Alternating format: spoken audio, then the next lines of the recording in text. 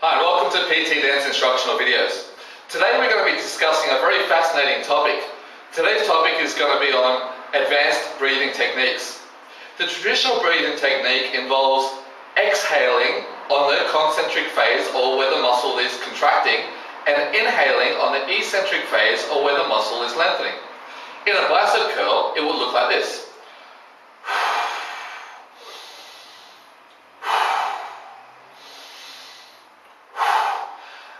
I've created something a little bit different, only because when I started studying it and more in detail, what are the reasons why we breathe in that motion, how our muscle tissue contracts, and how it stabilizes our core and our spine, I realized, hey, the more you exhale and the more your core contracts, the lighter the weight begins to become in that exercise.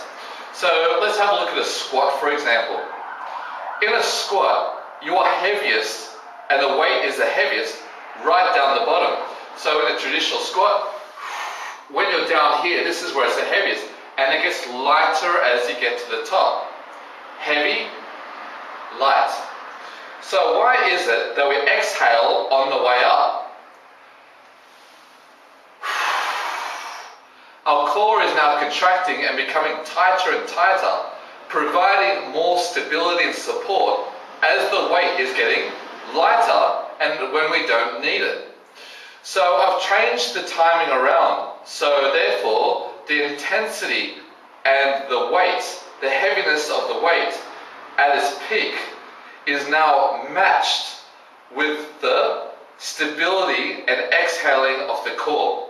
So let's think about your breathing, and let's discover some muscles, the main one in particular called your transverse abdominis, and then we'll come back to breathing techniques in practice.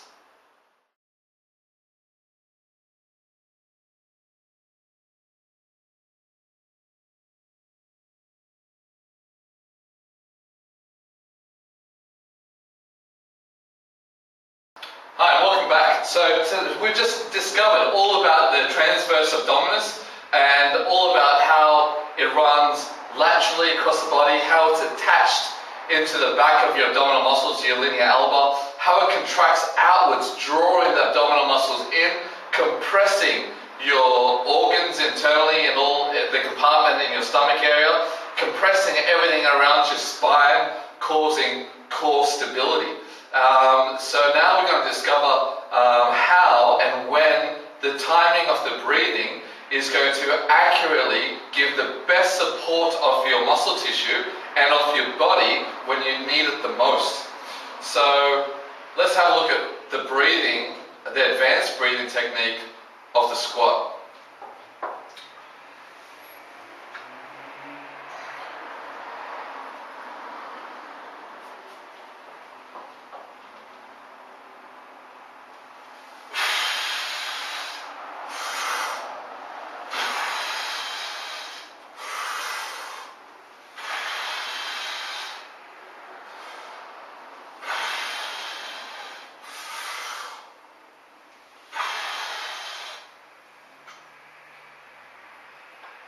So what you've noticed is I breathe and I exhale just before I get to the bottom. Why? Because the weight on my body is heaviest at the bottom of the squat.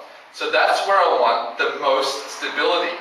If that's where I want the most stability, you must exhale before you get there, compressing your abdominal content and causing your transverse abdominis to give you spinal support before you get to the bottom. You don't want to providing more support as you get higher when the weight load becomes lighter and you don't need it. So let's have a look at a shoulder press, for example.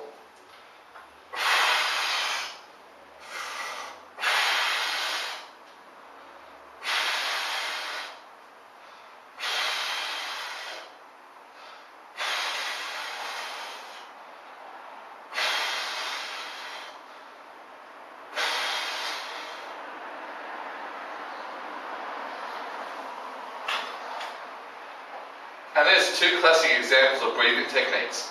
So here's the two steps. Firstly, think about in the actual exercise you're doing, where does the weight provide the most instability? Where is the weight the heaviest?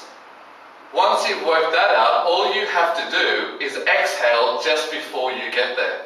And that will give you the most core stability, and you can now have your core, or what we call the middle of your scissors, good and strong and have a good foundation. And if you have a good foundation, your energy won't be lost through the movement, and your body will actually be able to produce more force. You'll be much stronger, and you will be much, much more safer.